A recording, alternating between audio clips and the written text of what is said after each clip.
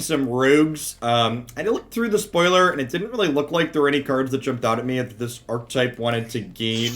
Like, this archetype wanted to gain from the new set.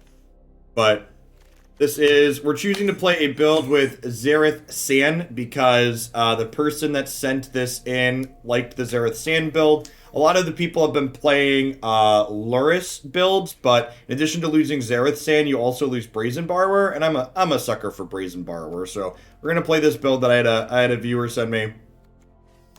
Seems like a decent choice to start. I think we're still gold in the ladder, so hopefully this will drag us up into platinum or maybe diamond next hour or so.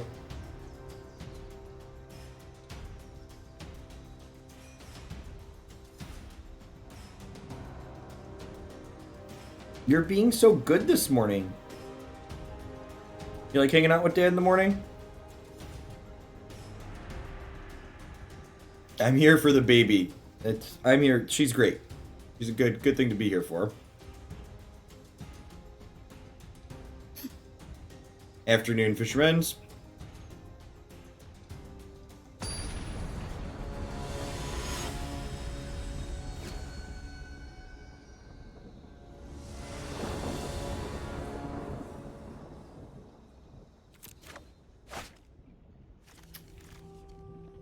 Yeah, it seems fine, right? If we have 2 cheap threats to start. If we end up flooding a little bit, we can Zagoth Triome. We get to play Clearwater Pathway on 1 into this, and then tapped land second one on 2. Howdy, crack pipe. This is flash, right? Yeah.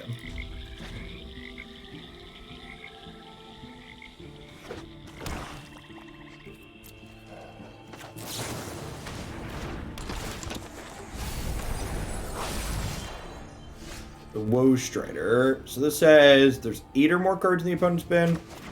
Drew a blank. Get to bottom another blank here.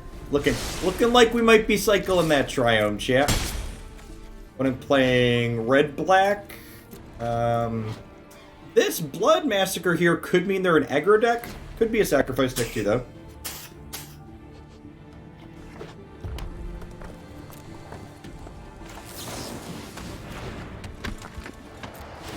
So this puts them to 6 cards in their bin. So if you find something to mill them to, these will get pumped up. It's not quite good enough. They need 7 cards in their discard pile for this. So if they play 1 card that goes to the bin, this Into the Story will be cheaper. Comes 4 cost, yeah.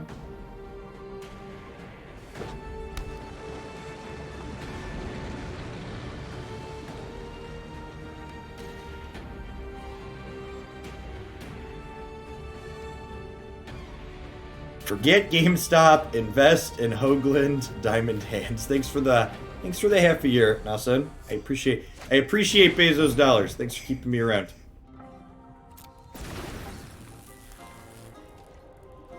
Thanks, Washington. Morning to you too. So if they play a sack here, this is going to become a 4-2, right? This will be their 8th card in their bin. They killed our thing, but they made this one bigger. Oh, 3-2, sorry.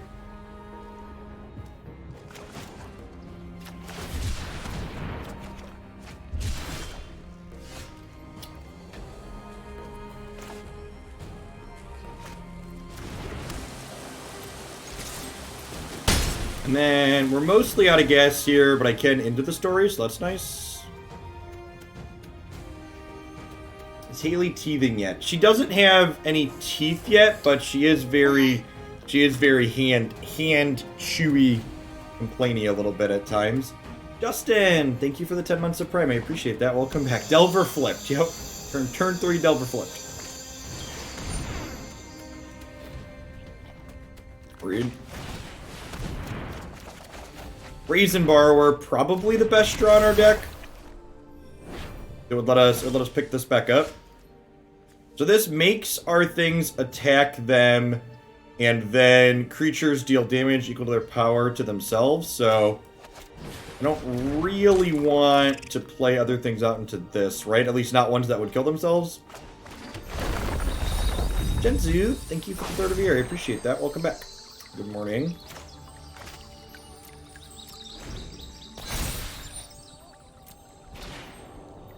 So my creatures have to attack. I guess we can still Soaring Thought-Thief, right? Ha! That's funny.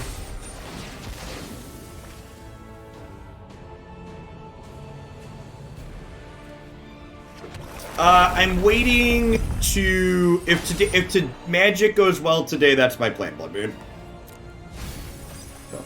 If magic is good today, I'm going to take a few days off of Runeterra while we wait for their balance patch to drop.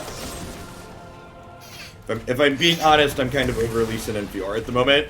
And magic just had its new set release. Yeah, are we excited? I'm curious, did you all just hear her squeak? Or did RTX completely filter her out? She definitely just squeaked. We did hear her squeak. Okay. She came through. Got it. As long as your opponent's 8 or more cards, rogues you control get 1 attack. So if I play this, it's not going to die to this, right? Each tap creature deals damage to itself equal to power. So I can play this out, attack them, and bell them, and this will not die. So that's nice. Yeah.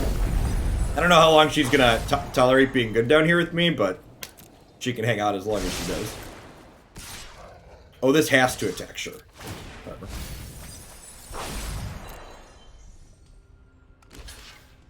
You don't spend much time in Dad's office, huh? Squeak, squeak, zippity zapper to bapper. Thanks for the 10 months. I appreciate that. Welcome back.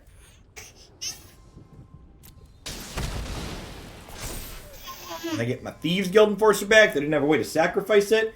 What good value, baby daughter. They didn't even get to kill our Enforcer. We have another Heartless Act to murder this one, so I don't have anything else in play. Good beats, good beats, good beats. Alright, so opponent sequencing here is real bad.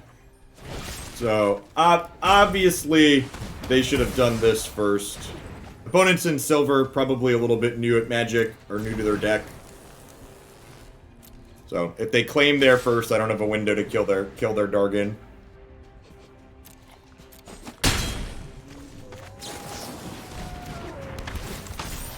Oh, you know what? I missed 2 milling there, right? That's bad on my part. At the end of turn, this would come back. Oh, it doesn't come back until the turn's going to be over, though, right? Furious Squirrel, thank you for the 34 months. I'm back to see you try out Magic again. Well, welcome back. Yesterday was good. Hopefully it remains good. All right, so we got a Cling to Dust and a Soul Guide Lantern in the sideboard for some Graveyard Hate. Second Cling to Dust, actually. Didn't say please, eliminate, Bloodchiefs. I think I'm going to cut the didn't say pleases on the draw here. Probably just want to keep my cards that play to the board more. Like a fine exchange. And spell costs 3 less to cast. Target's controller has 8 or more cards in their bin. Okay, so this is just 3 mana, gain control of target 1, 2, or 3 cost thing. We can gain control of the 4 cost for 4. Oh, that's really good. Is this a Lullmage's matchup? They do have a lot of units. Huh.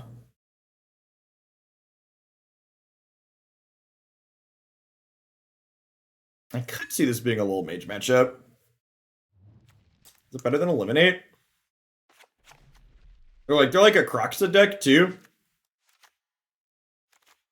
This is probably good for like taking their Croxas.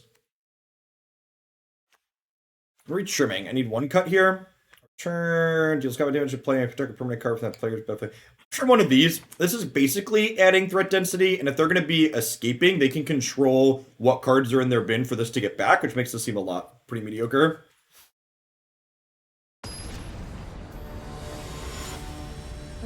Hey, thanks for the Prime, Dows. Hey, I mean, if you have a Prime you're not using, like, just drop your Prime sub off. Don't spend actual money. Jeff Bezos' money is just as good as actual money. On a streamer's back end, Prime is identical to a tier 1 sub. Haley wanted to stream with Dad this morning. That's so nice. She's such a good baby. It's really cold in here. Oh, chilly. fine. She's cozy. She's got her thick sleeper on. Do you want me to take? I guess you can take her. I'm getting a little fidgety, but she's good. I just got the boys on display. So. Hey. Love you, girls. Yeah. Thanks for hanging out with me this morning. Dad, I was the star of the show. You were hanging out with me. Yes, I was. Nice.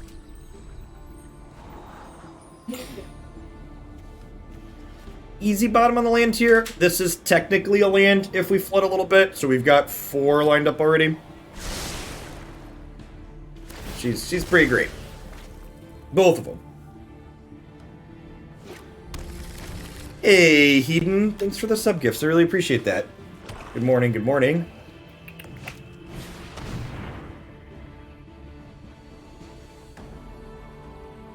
I mean, there's a reason why I keep my webcam small, right? I'm not, my ugly mug isn't the reason people are here.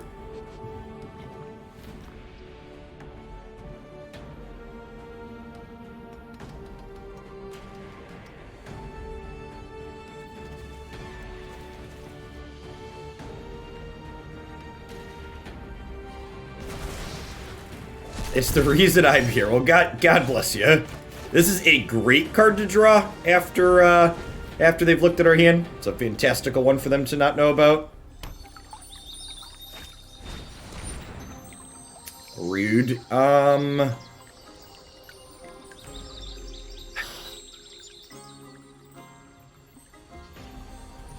think I just want to get Thought-Thief down. I think I just want to get Thought-Thief down.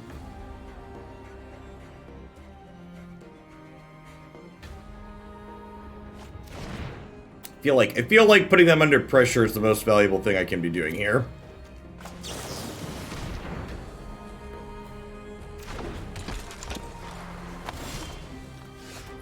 The Black-Red Flyers deck was the thing I enjoyed the most yesterday.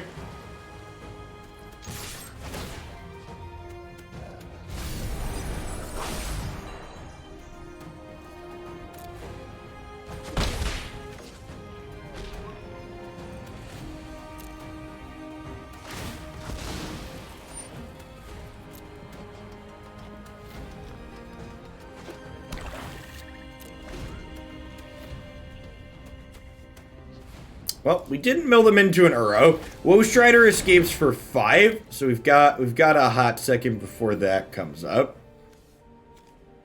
So this is happening. I think we're just ditching the Agadeems here.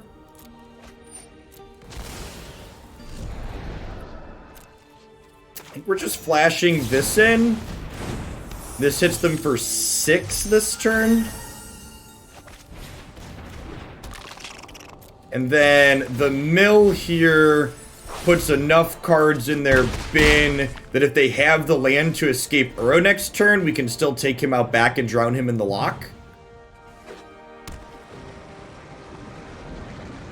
And then hopefully we'll draw an untapped land next turn and get to Into the Story to gas up. They will wipe 2 power off of these. I think I'm just gonna do this. This counters the back half too, technically, and keeps the pressure on. If I hit a land next turn, I want to be able to drop this Into the Story. They have a second one. That's unfortunate. Untapped land is really important. It's make or break here. Yeah, it's probably a game-losing brick, if I had to venture a guess. I guess I can discard this to Uro and then hope to draw land. Croxa, whatever it is. I just said Uro a bunch. I meant discard. I think we have to discard this one and hope to hit the land for this. We would have still had enough because this was going to put them back up to 8 cards in bin, but I think we're dead so at this point. Not beating Croxa. I think I'm happy with how we boarded. Maybe I'm supposed to keep Eliminate in. Put Eliminate in over the Zareth. This card seems really bad against their escape cards.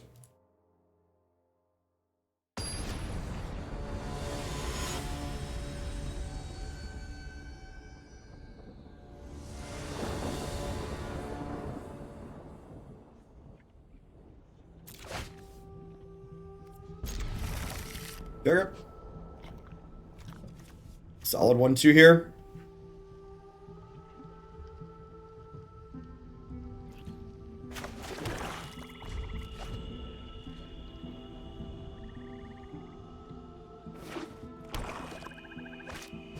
Oh yeah, duress me, daddy.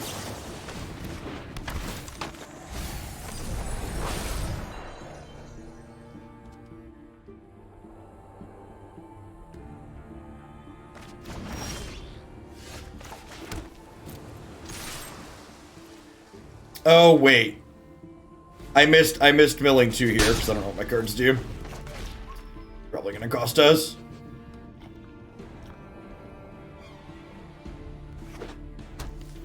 Yeah, because the bot can't time out mods. Only the channel owner can time out mods. Although not playing this might have just baited them into an agonizing remorse, which could be funny. This will be card 6, which means both of these are going to turn on when I attack next turn. Okay, and then we're actually playing the pathway, even though it gives them a little bit of information here, because I want to be able to cycle this Triome here.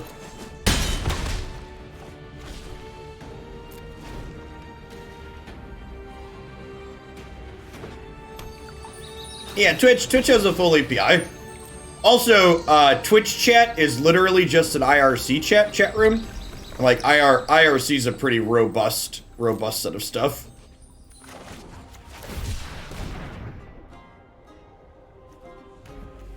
I assume one of these is about to die. Okay.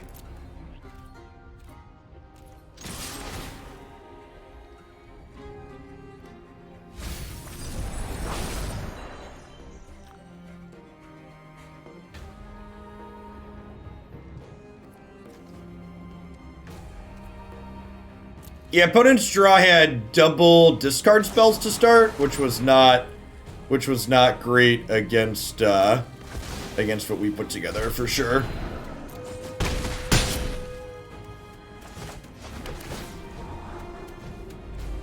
They have 11 cards in their bin, so we can drown Uro when they play their next red here. This is great for us because it puts another card in their bin. So Uro is 6 cards escaped, basically 5, so I'm going to put the Uro back in there. So these will still be attacking for 6 next turn.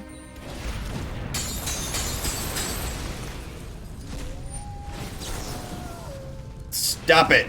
Bad opponent.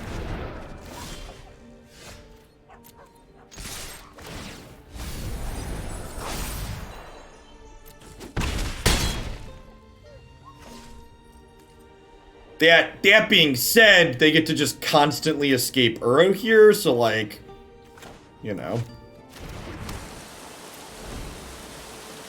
I'm gonna end up calling this card Uro a whole bunch, just out of force of habit.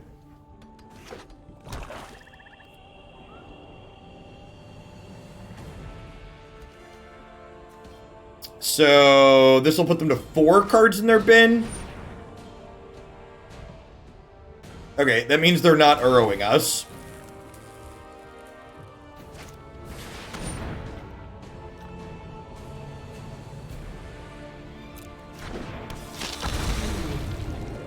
They sequenced in the right order this time, chat. They're learning. If we draw a second Soaring Thought-Thief, we have lethal next turn.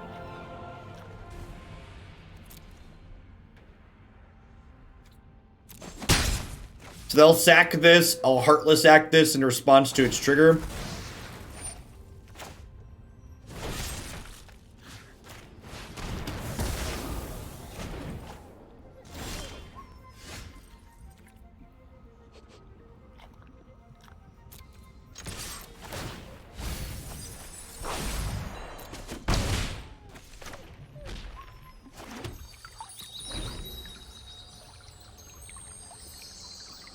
to nappiness. Thanks for the follow. Welcome to the channel.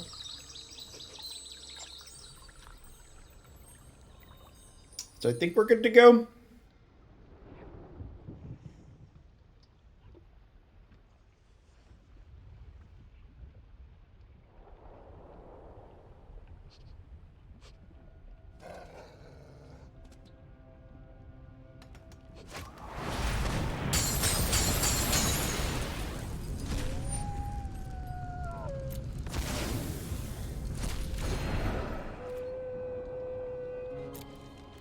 This is cute. Just trying to stay alive that way, assuming I can do something to their Uro. Yep. Yeah, I think they would have needed double interaction there.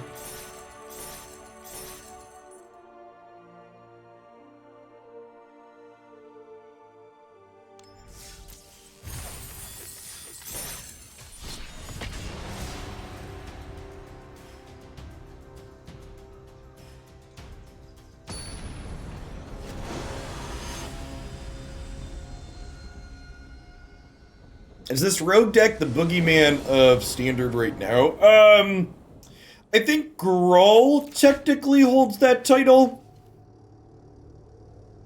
I also can't say that I'm proficient enough in the format to know that with any certainty.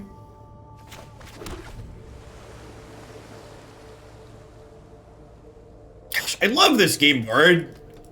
I would love to give them money to never look at a game board other than this one. Would make me happy.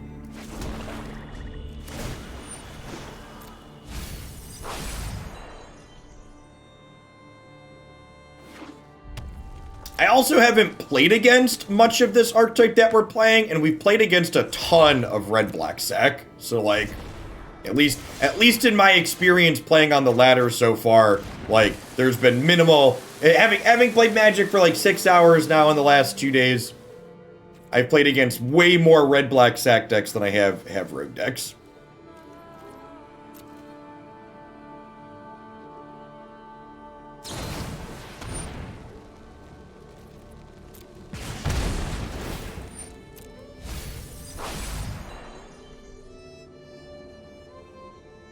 Maybe played against Jund once, mostly red-black. That's all I played against yesterday, 7 out of 9 matches, so I stopped. Yeah, I believe that. We haven't played against almost any Embercleaves. It's been almost all red-black sack.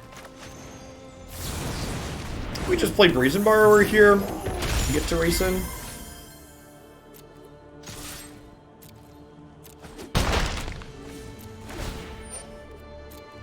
Styles, thank you for the 17 months. I appreciate that. Welcome back.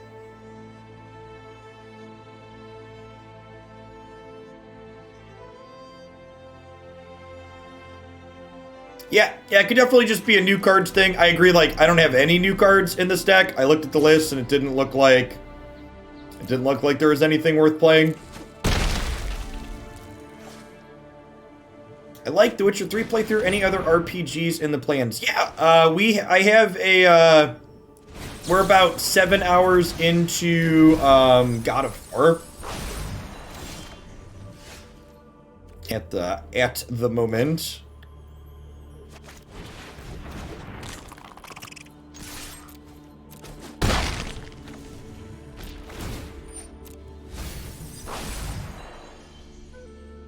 Got a whole bunch of those. I'm putting the variety stuff on pause for a week or so because Magic had a new set release, and then Runeterra is having a patch on Wednesday next week as well. But I think Thursday next week we're gonna be back to doing more God of War. Definitely want to keep Borrower Boy alive here.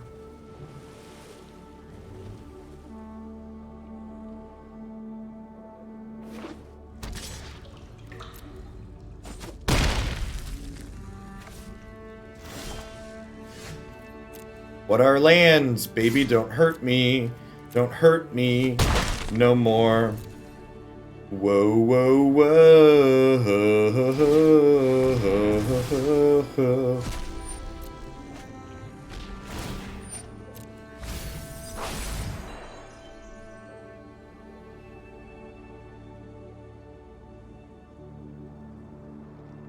I like the tension between rogue, mill stuff, and escape cards. Maybe.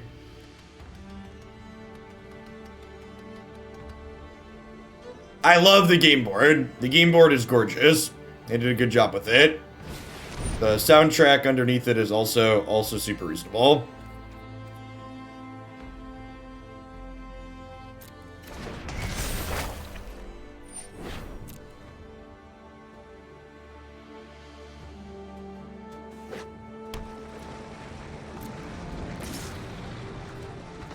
I think we're probably dead here. Definitely dead to a village rights. Game's probably a lot more interesting if we draw a 4th land by turn 5 or 6, but we didn't. That's just how Magic goes a lot of the time. I think again, Zareth is bad. I'm going to cut the counter spells. We're going to bring in the Lullmages, I think is what we did last time, and I was pretty happy with it. I'd rather have Eliminate than Bloodchiefs. This being able to kill Strider for 2 mana has a lot of appeal. Kicking this is pretty slow and clunky.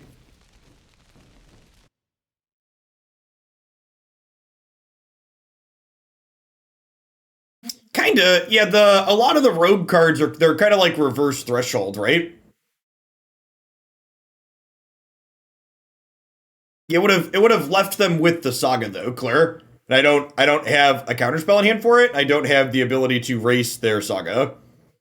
So the plan was to pick my borrower back up, chump their thing, and then kill their Bone Crusher Giant and try and go longer. Whereas bouncing the Saga doesn't give me the ability to go longer. I lose to Village Rights, but I'm not going to beat Village Rights regardless, because they're going to have the Saga next turn if I bounce it. So you just shouldn't play around cards you can't beat.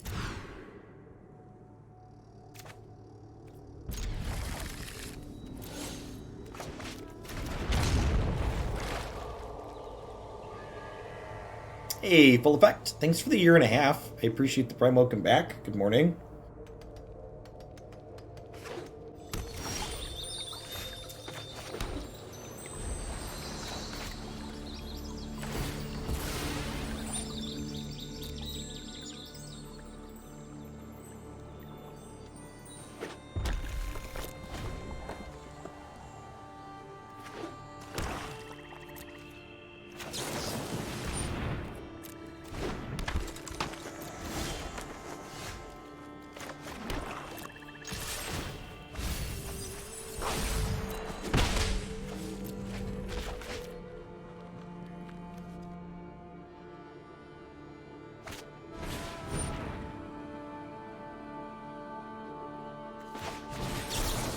Pretty sure I just have to drown this so I don't lose this to Village Rights.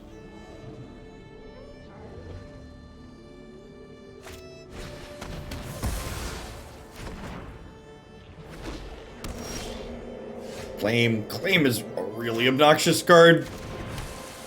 It's so incredibly efficient at what it does with all the free sacrifice outlets.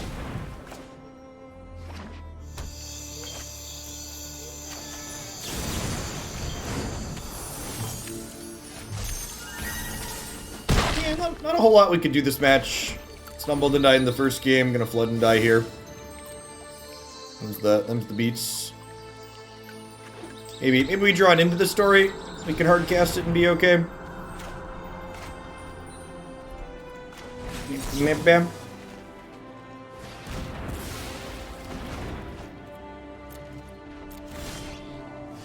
Okay. You're saying there's a chance. Need one more card in their bin here for this.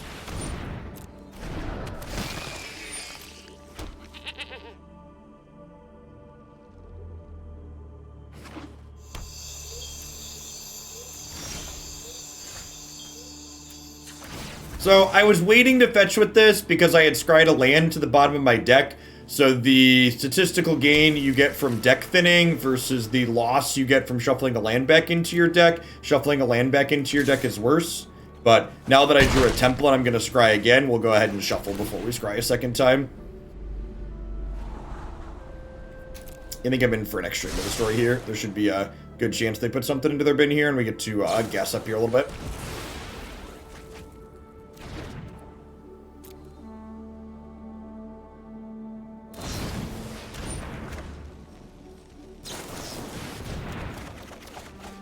God, 4 cards is a lot of cards. Is a lot of cards.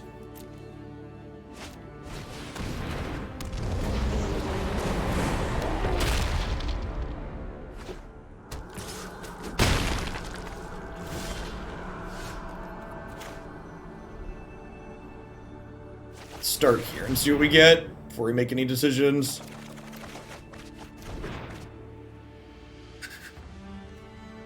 At the end of your upkeep, exile 2 cards from your graveyard. If you can't, sacrifice them and draw a card. Alright, so...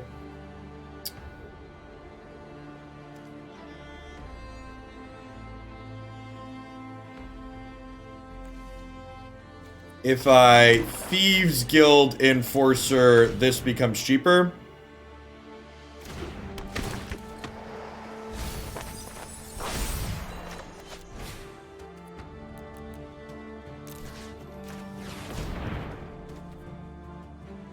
You made this? No.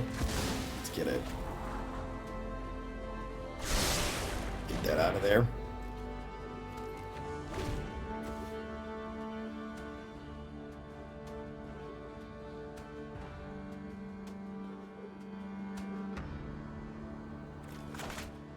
Alright, into the story, drug us back into the game.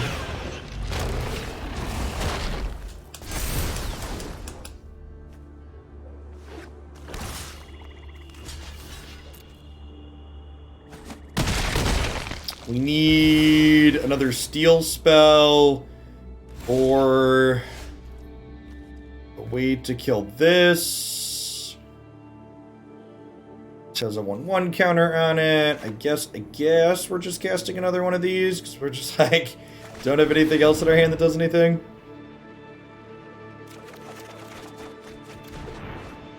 Five cards in hand and nothing to do.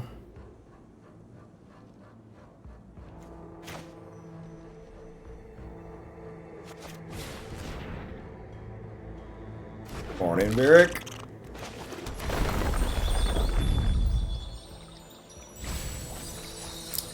Marco, thanks for the follow. Welcome to the channel this morning.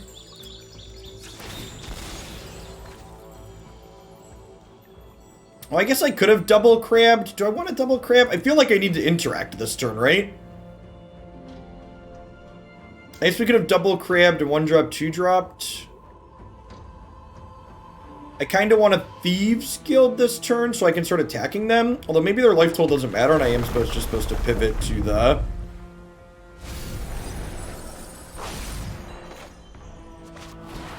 I am just supposed to pivot to milling them.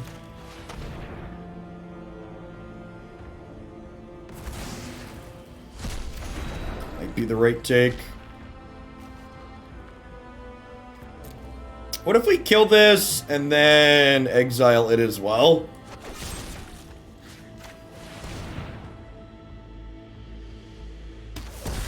At 31 cards in their deck. I could have milled 6 more if I would have put Crab into play.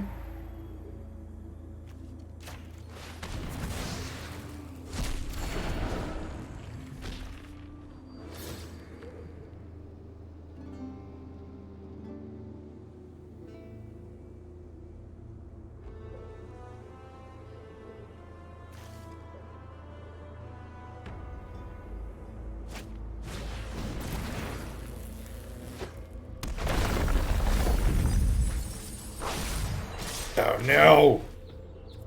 Milled our Lullmage.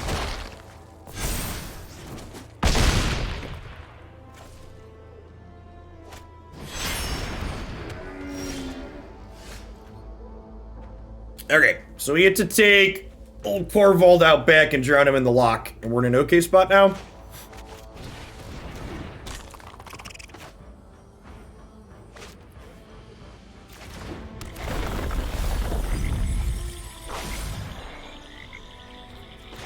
If I play this, I have 5 mana left over.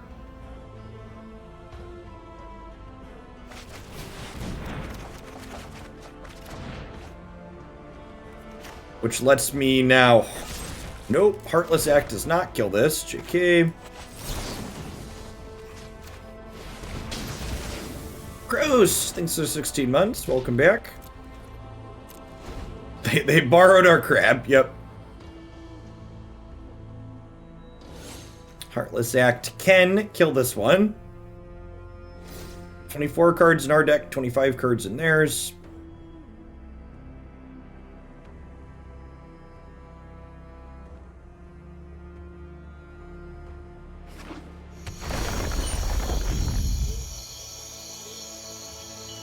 Well, that's an Alt-R Skyclave Shade. I missed that. Okay, that's fine. That's fine, though, right? Because I can eliminate that and then exile it with Cling.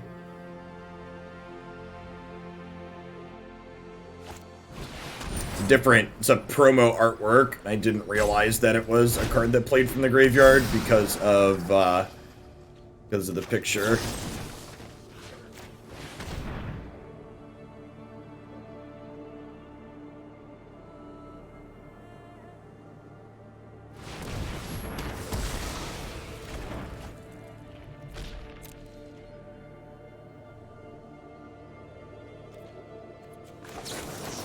So these escape from our bin to re-exile things out of them. Ooh. Well, now we just do that, right?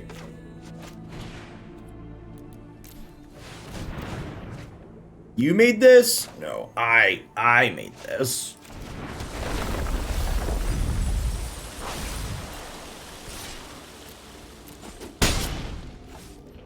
Man, Into the Story is a really powerful card. We were dead and gone this game, and then we drew that card, and it just, like, punched the clock and went to work.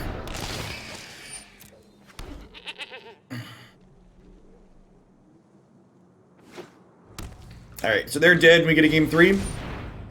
Excuse me? Excuse me?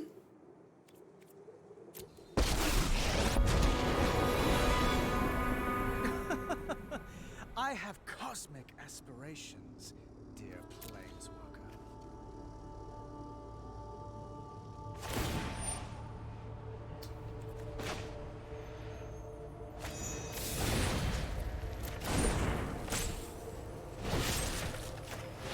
So I'm going to eliminate this. And then I'm going to Brazen Borrower this. And then we'll play Brazen Borrower, and they'll be dead to this plus this.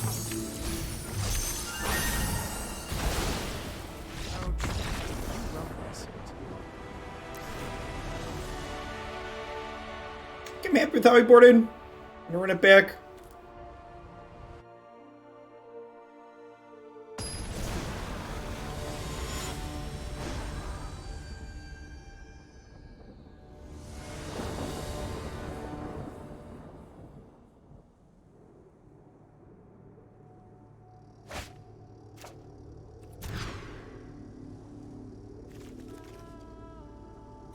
Man, these hands are super awkward, huh?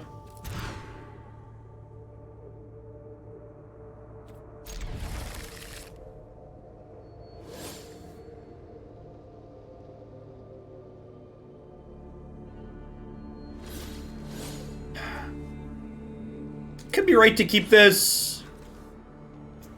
In case we flood. I want to hit a bunch of land drops on the bottom map for now. Guaranteed 3 lands are fine. There are days I'll be doing Magic and others where I'm going to be doing Runeterra. I think I'm going to end up splitting the days, so today's going to be all Magic. And my plan is to focus primarily on Magic until Runeterra has their patch next week.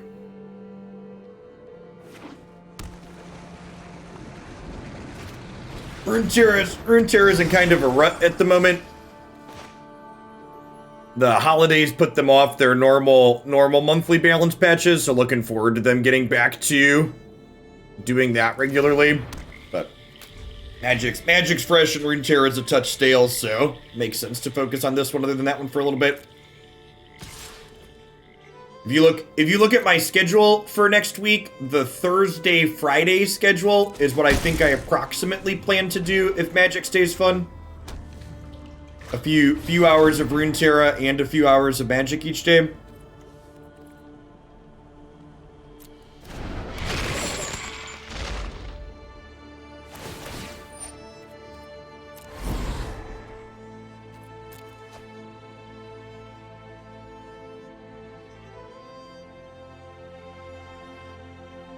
I played a bunch of the original Guild Wars back in the day, but no, I've not. Did I miss a land drop? No, this is just their turn 3, and I haven't had my turn 3 yet. The staggered turns is takes a touch getting used to. Again.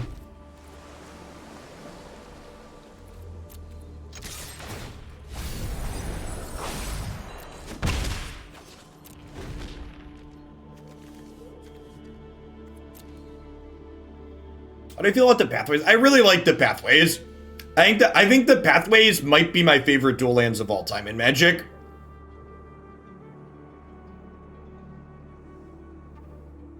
How much it cost you to buy back? I did not miss 2 or 3 sets. I missed Kaladesh, which was a historic only set. I actually had bought into the last standard set before I stopped playing.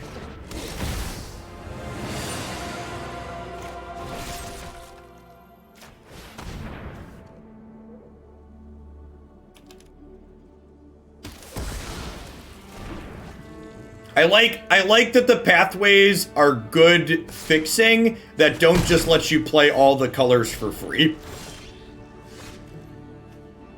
Is the best way to describe them, I think.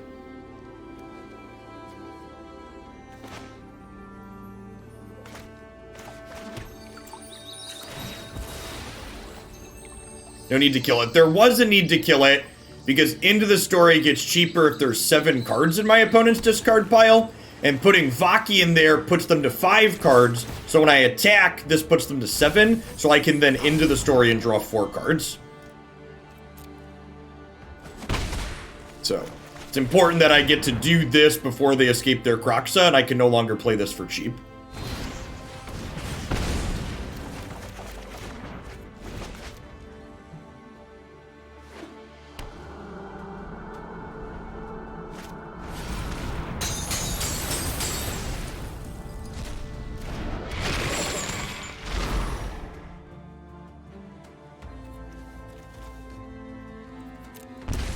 So we take 3, we take 3 again.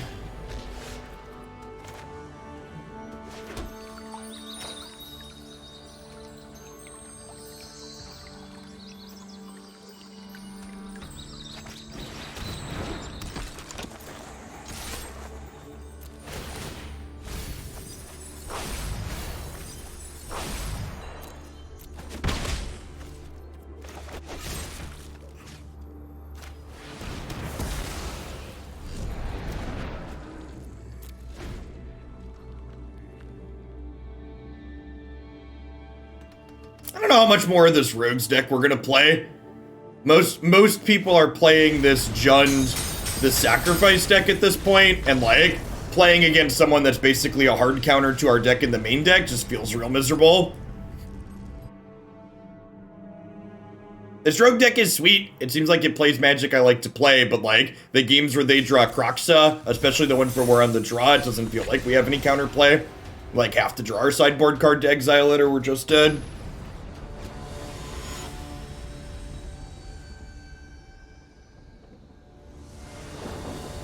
Seems like a bad choice to be laddering with at the moment.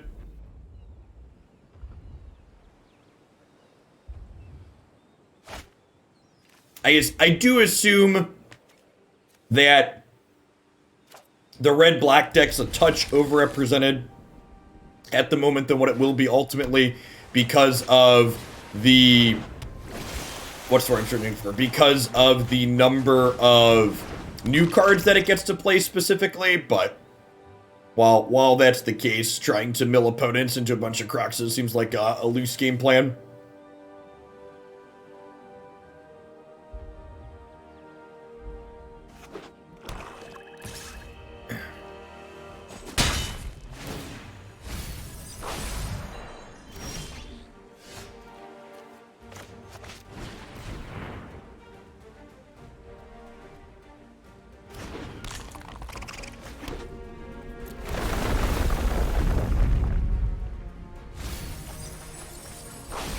Yeah, last time I played Standard, this deck was having to compete with Uro, and it really wasn't playable then. I'm glad in the wake of post-Uro, it seems to have become a lot more reasonable. This card seems great. You have a list of decks that are on decks today, so to speak. Nah, pretend this is just a normal card game stream where you just have to guess and choose and you're at the will of the streamer's whims.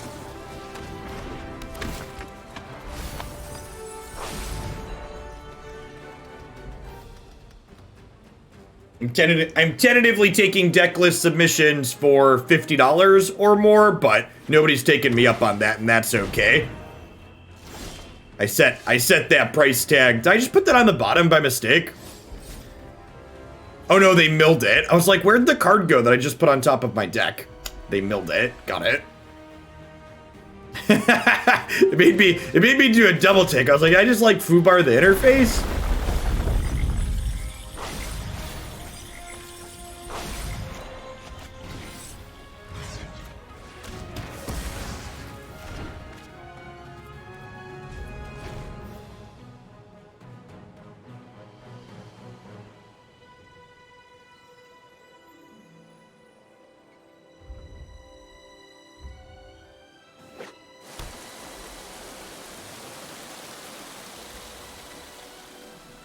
Yeah, this is definitely a win by milling game. Double crab mills people out real quick with fetch lands.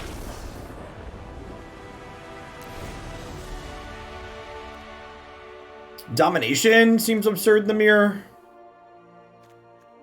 Dispute's probably pretty good, huh? If they're milling me, these have got to be for the mirror too, right? Didn't say please, seems clunky. Need 6 cuts here, theoretically. Maybe Dispute isn't a card that I want. I just want more cards. I think I just want more cards that play to the board in the draw. Brazen Borrower actually seems kind of mediocre. They have a lot of cheap flying threats that this doesn't trade into profitably, and bouncing things doesn't seem particularly good.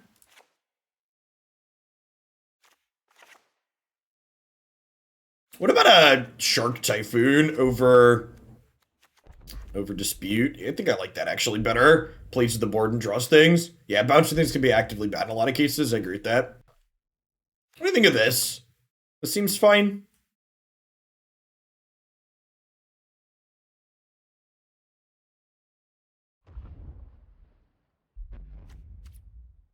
Into it.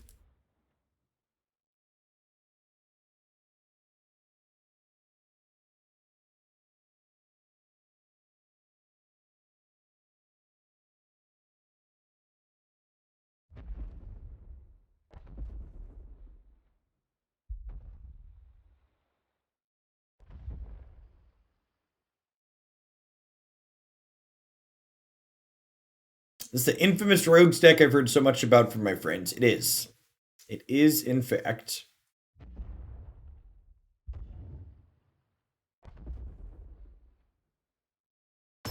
We've not Navier. They are potentially on deck for something today. I've got one loaded up in my deck editor. I think we're playing Sultai Control after this. Is my plan. Seems fine. Got this to enable this. Morning, Quick Johnny.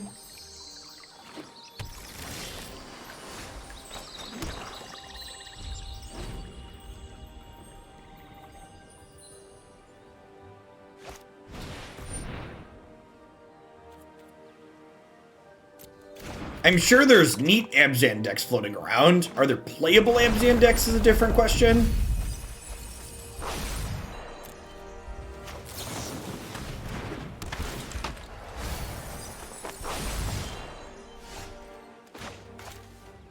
Damn it, Skyclave! You're late.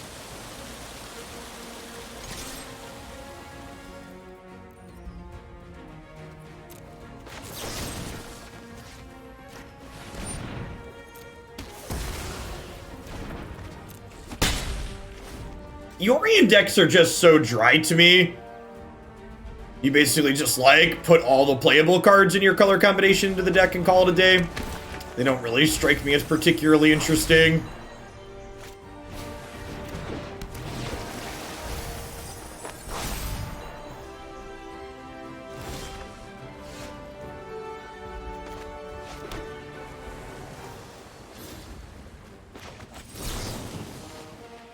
I guess we're killing this.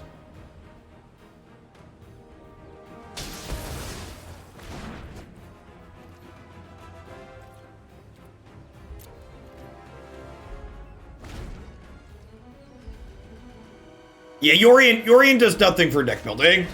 The fact, and that was one of the biggest misses in the companion cycle from a design perspective, I think. The fact that they put the easiest to meet deck building requirement on arguably the best statted companion was such an incredible miss. Feels like they really missed the mark on that one.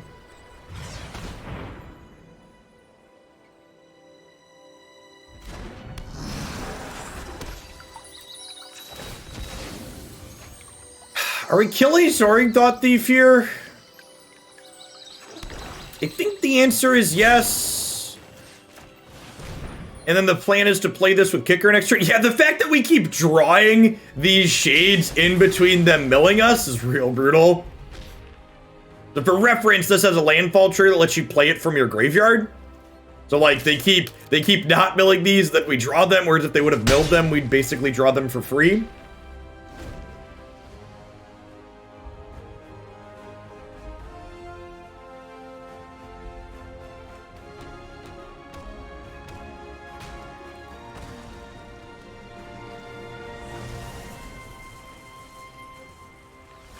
And we talked about this when the companions happened, but I think not Laturi, what is the name? Oh, it is Laturi, yeah, the Otter. I think the Otter and Yorion should have just had their requirements flipped. I think is what I would have liked to see.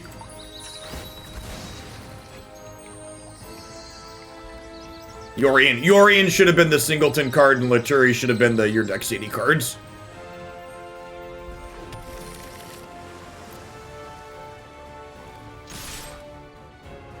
I should have waited on my land in case they block this. I think that's unlikely, but that was a mistake on my part for sure.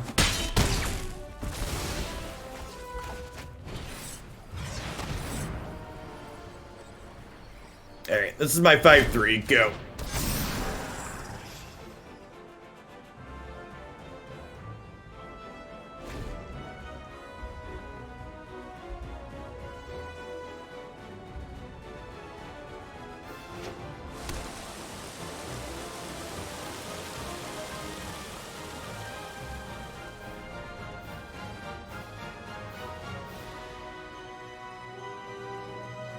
Yeah, I don't think about Magic from a EDH perspective, so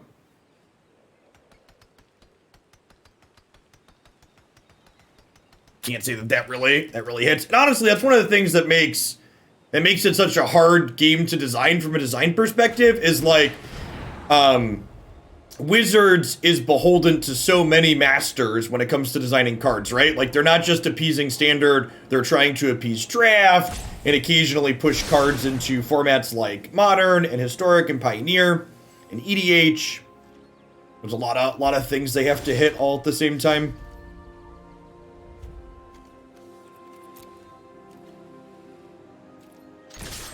Does Pioneer have any steam? It had steam, and then a pandemic happened.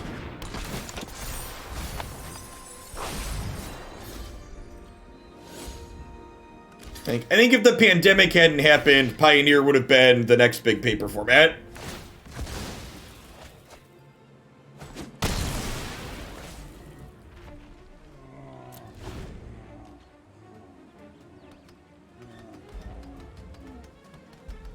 I mean, all of these games are trying to make the most money possible.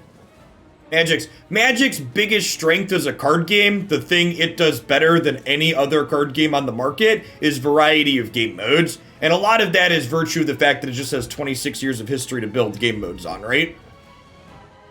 Like, there isn't a single other card game in existence that can boast the range of play modes that Magic has. And as long as Magic keeps putting out sets, that'll probably remain the case.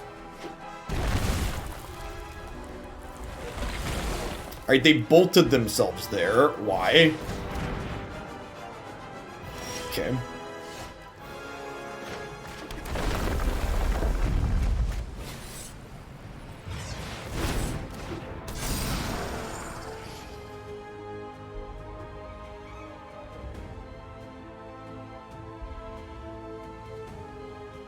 Now, I must have a piece of removal or something. Although, it auto-tapped. Maybe they didn't realize they were going to spend all of their blue and they had a counterspell.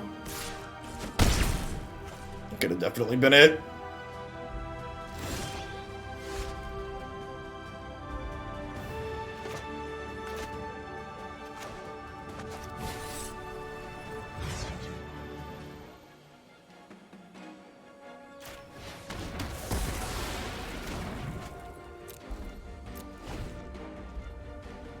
I think I want to hold this for this.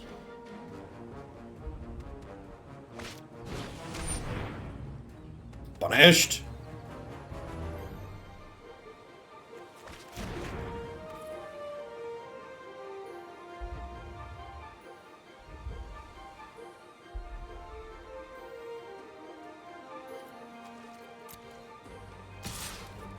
I'm gonna attempt to trade here. Because if I draw a black producing land, I can kick one of these and cast the other.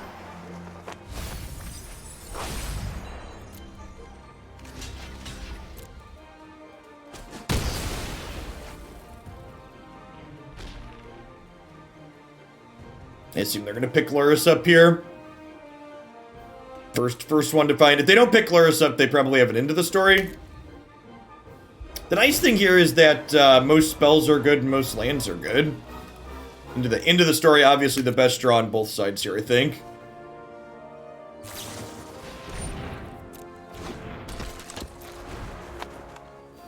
I have 29 cards in my deck.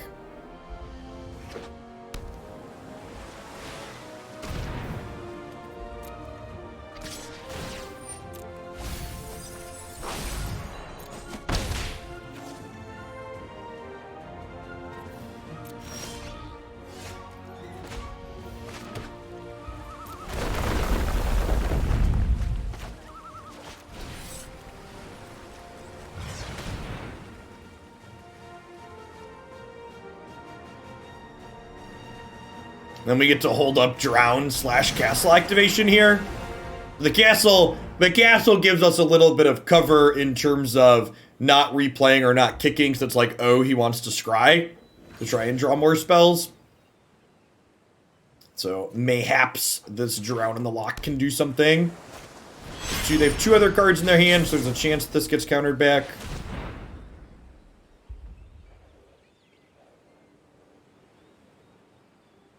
And this counterspell resolves, we're in an okay spot. They have, okay, Lurrus is countered. Do I want to scry? I don't think I do. Just gonna take the draw here. Because even a land lets us rebuy things.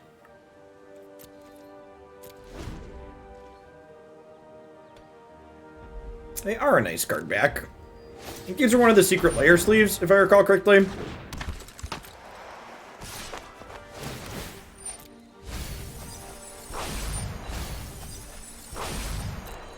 There go our Into the Stories. There's still 45 cards in their deck, so we're definitely not milling them. We're looking for some removal spells here to try and kill these.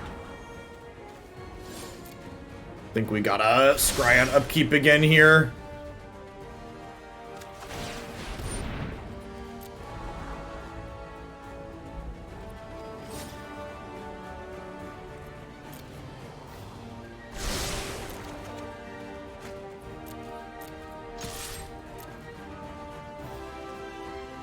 Yeah, man, the pacing on Magic is definitely much slower than Runeterra.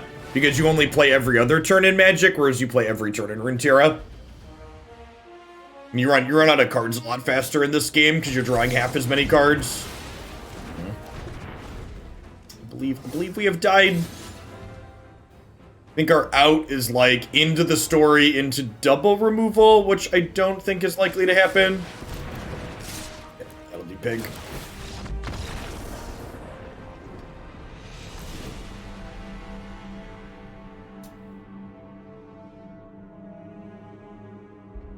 They have Mystic Disputes in their deck. I think I'm gonna cut these and put in some more Shark Typhoons. Having an uncounterable threat sounds very appealing.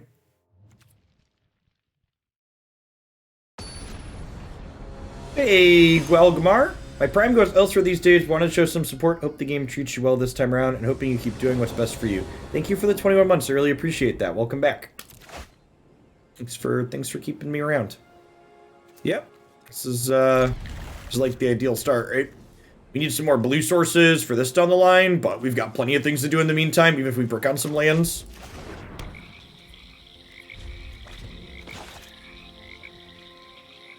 Black Badge, thanks for the follow. Welcome to the channel.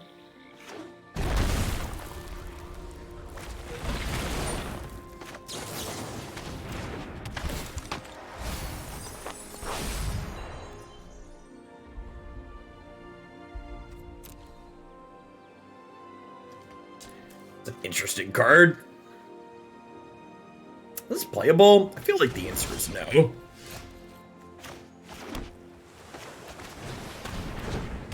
Play this out before we attack so we can trigger its attack trigger here.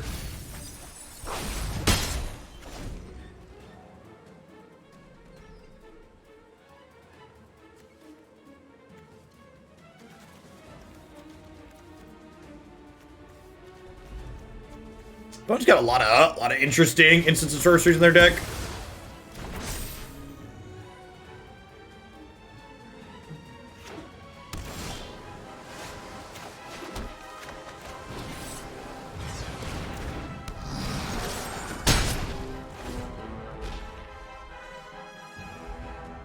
Censor is super good back in Amonkhet. Yeah, Censor was good because it cycled.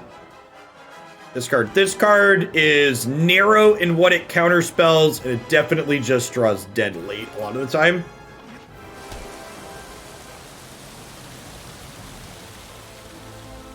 Yeah, it's only instants and sorceries. No, counter anything for that mana leak is considered too good in Magic for reference. And that card's better than Mana Leak. I think I'm cycling this. This might be greedy. We might never draw another blue source. He says before immediately drawing a blue source. See, chat, greed pays. Greed pays.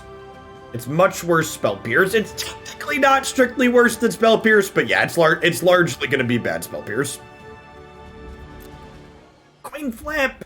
Thank you for the 19 months. I appreciate that. Welcome back. We are, in fact, playing the Magics. My loose content plan currently is to focus on Magic until Runeterra does their balance patch on Wednesday, and then move to doing a split of Magic and Runeterra daily. I have an approximate schedule up on my website, and I'll finalize that and tweet it out tonight after the stream is done.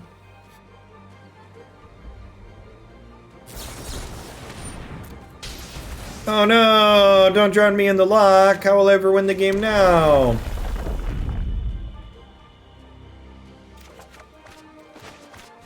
I could technically have another removal spell or a counter spell for this, but that's fine. I think it's worth kicking this, just to like force them to have the answer. If they don't, it kills them real quick like.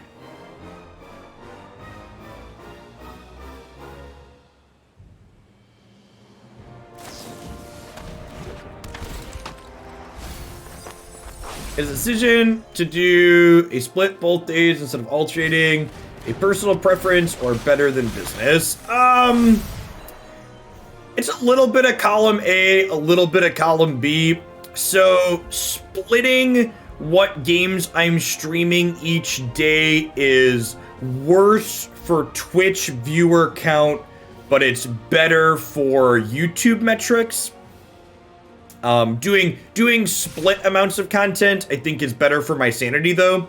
Variety is the spice of life, so doing a variety of different things helps keep burnout down.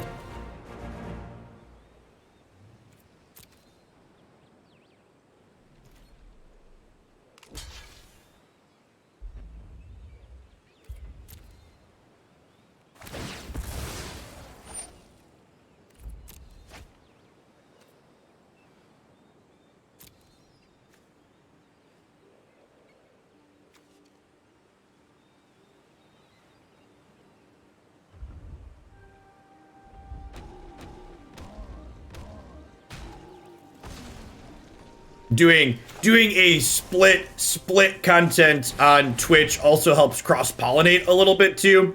It means if new people find me from Magic or Runeterra, they're more likely to watch the other game if I'm playing that other game the same day I'm streaming the game that they primarily watch, if they want to hang out for more on that same day.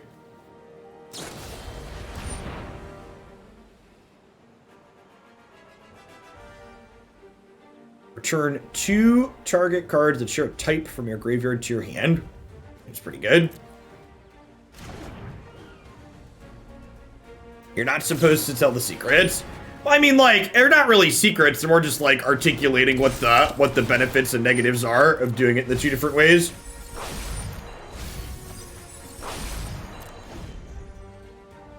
Isn't alternating days also variety? It's variety in a different way, though. And from my experience making content, doing the same thing for 6 to 7 hours straight tends to feel different than doing that same thing split 3 hours each day.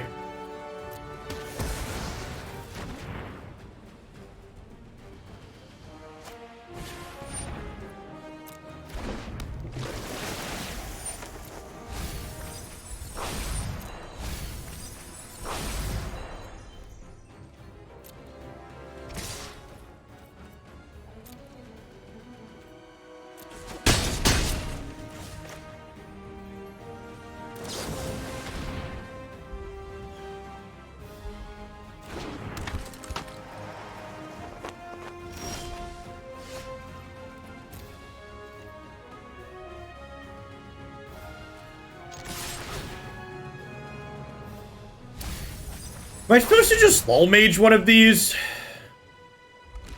I feel like I am, right? Because, like, they haven't even put Luris into their hand yet. I think we can Lullmage around Mystic Dispute and around their miscast now. So I think I just play this and then I grab one of their enforcers here. Lullmage the 1/1 so they can't block. They just sacrifice it. And they probably have a removal spell here, so I think using this as just a Doom Plate on their card that cantrips when the removal spell beats me is not worthwhile, or something like Cling to Dust that gains them life. I think taking and having more threats is better in the long run. This is Zimbot. We've been live for about an hour.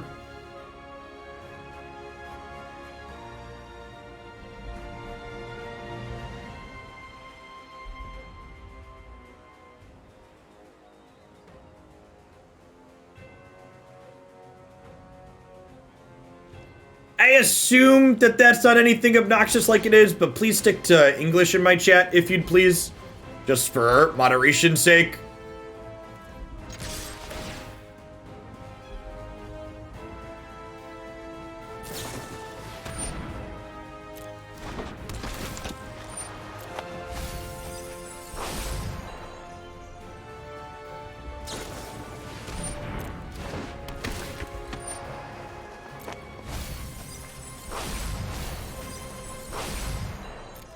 Well then.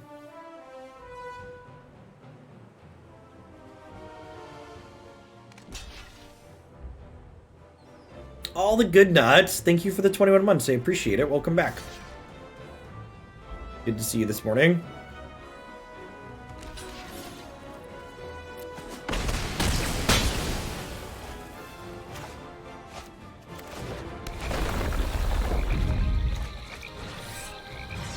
Your finest lethal threats, please.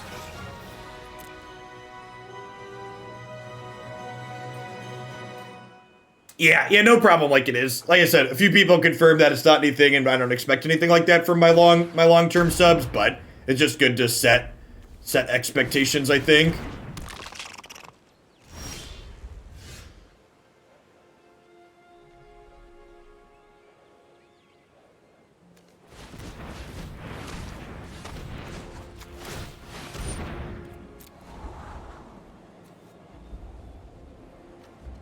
Huh?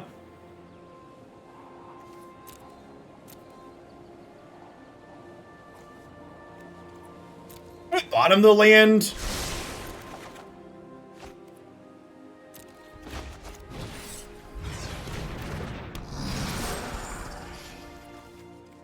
They get to Luris and replay the Wind Robber. It definitely feels like we're at a pretty incredible disadvantage in this mirror match because they're playing Luris and we're not. When the person sent me this deck list, sent it in, I asked them why they weren't playing the Luris build, and they said they preferred the Brazen Borrowers, and I like Brazen Borrower, but playing this game out, I can definitely see why the professional players that have been playing this archetype have settled on the opponent's archetype. I think the opponent's build with Luris. A lot of the cards this opponent is playing feel a little bit strange, like a lot of their mix of instants and sorceries seem kind of weird, but having access to Luris in general seems like it puts my opponent at a pretty large advantage here in this mirror match.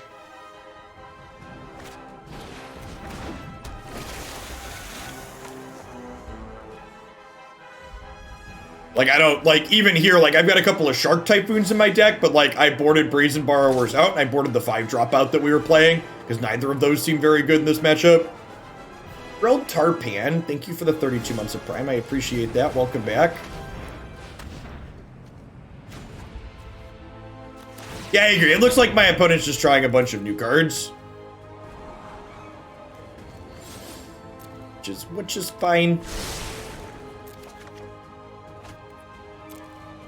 Could maybe get through this here. Castle Vantress might pull its weight. The Skyclave Shades. This card seems absurd. I haven't looked at a lot of rogue lists, but this card seems like incredible mirror tech and also being good against control.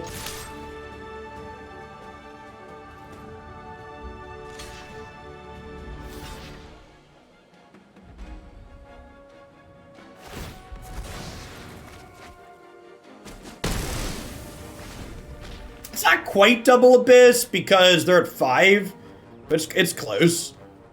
Wonder if we'll see them cling this here, because it puts them out of this killing them. 27 cards in my deck. I bet we'll see them. We'll see them cling the other Skyclave here. If they cling the Skyclave, I guess they could technically wait. If they don't cling, I think I scribe. Because they could technically wait to cling in response to its trigger.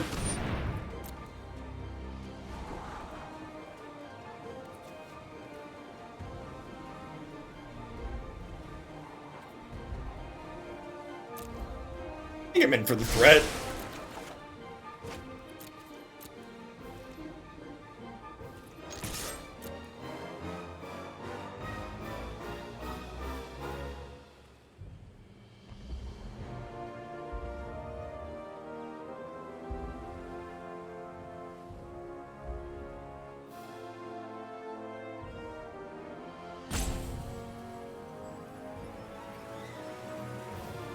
Morning, Celador.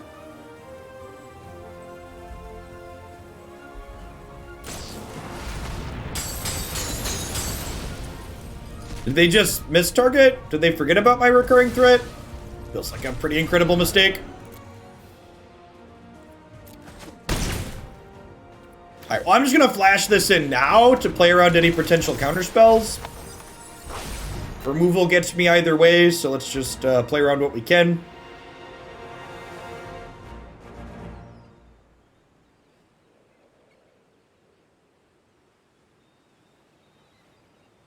So far, my experience, Whiskey Dingo, is that the Crocs decks are the baddies on the ladder. The majority of ladder matches have been against Croxa. not against rogues. That could also just be the position that I'm at inside of gold, though.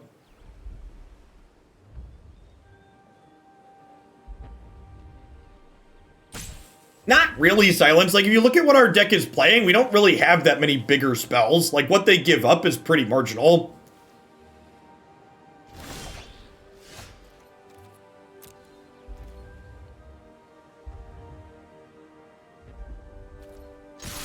Any standout dragon decks? We played Red Black Skies yesterday with 4 gold span dragon, and that felt fine.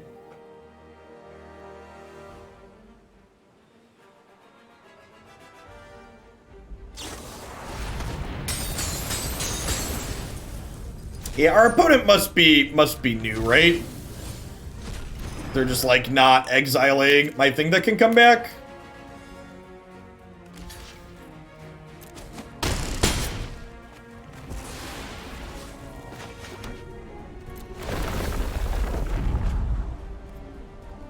That's lovely. I think we'd still win this, even if they had exiled the second one, but with the second one, it's definitely much easier.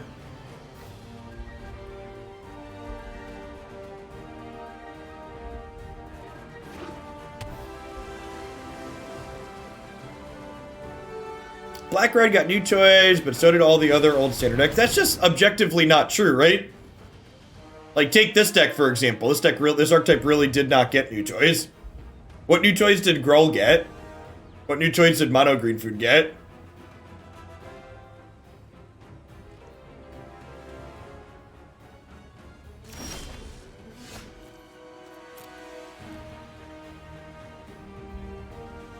Gruul got the dragon. Does the Embercleave deck want to play the dragon? It'll be interesting to see if that's the case.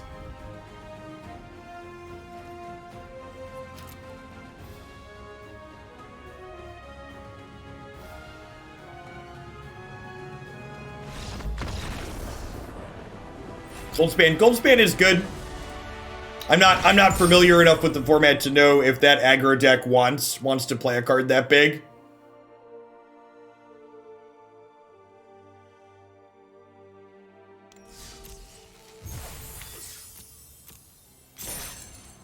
All right, I'm gonna be done with this one. Playing Borrower and Trickster really does not seem like it's worth giving up Luris.